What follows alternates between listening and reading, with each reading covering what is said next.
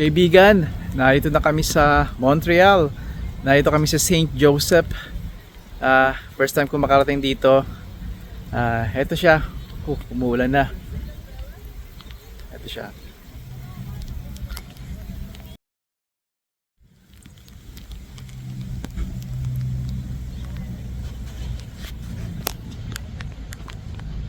Pupunta kami dyan sa loob. Nagpapalit lang yung pamilya. Alright. Itutur kami ng aking anak.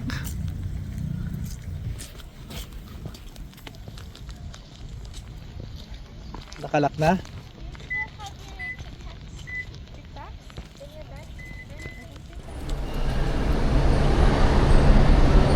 Bakit kami ikalawang escalator to?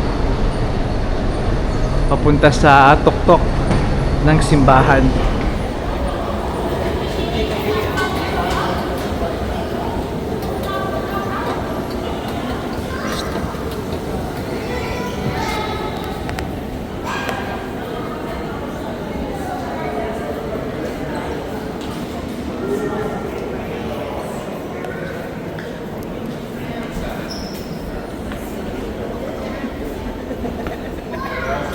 Pinagtitripan ng pamilya yung bato para daw sa hardin.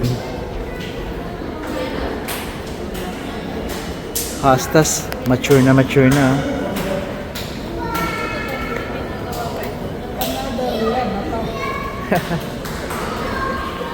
Ikatlo na aming escalator. Akit pa uli kami. Yung mga bato dito, may kita nyo, may parang siyang mesh, mga heavy gauge na net. Even cable, kita niyo yung cable, napakakapal. Para may iwasan ng pagguho dahil nandito lang kami sa bintana. Bintana to. Ito yung mga bato, talagang nasa burol, nasa hill ang simbahan. Ayun siya, pupunta kami. Wow, kita niyo yung mga gauge dito para mahawakan lang at ma-hold itong boulder, itong mga bato-bato na to para hindi bumagsak na rito sa amin. Patatlo escalator na doon. Mukhang akit pa uli kami.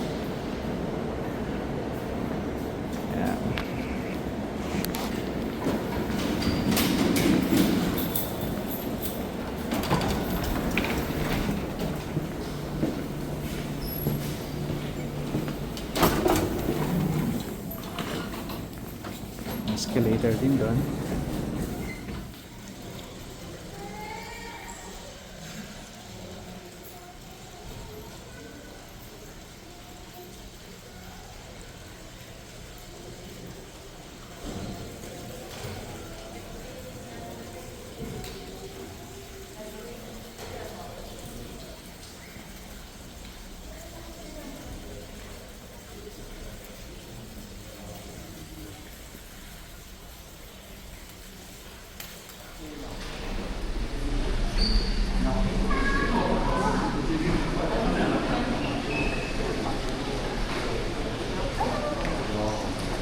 Ramdam nyo yung init dito sa pagpasok nyo dito sa room na to.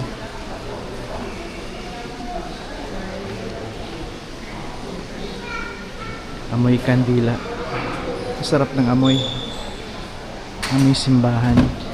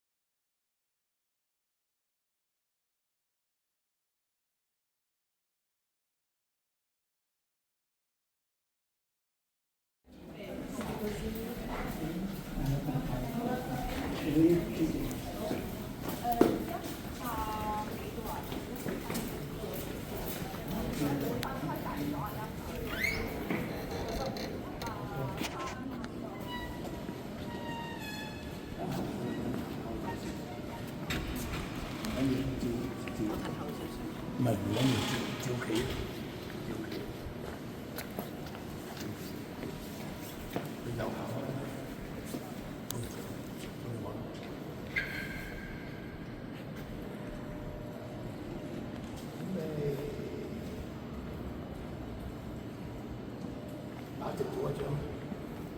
ta chỉ bộ chân về điện có đi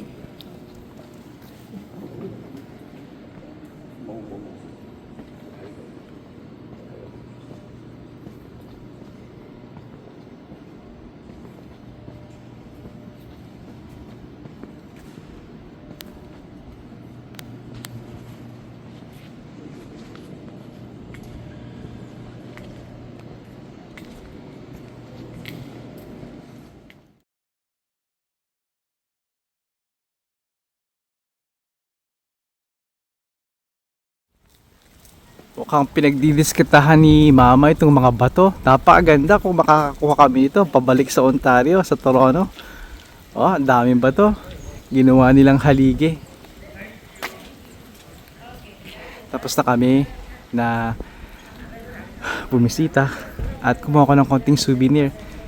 Isang kwintas. Simpleng kwintas lang. Pinabindisyonan din namin, pinabless namin sa isa sa mga pari dito. At tutuwa ko, isa sa mga alaala ko ito dito. Una kong pagpunta at sabi ko kay Mrs. T, kailangan ko ng some kind of souvenir para maalala ko ito. Kaya kumuha ko ng kwintas.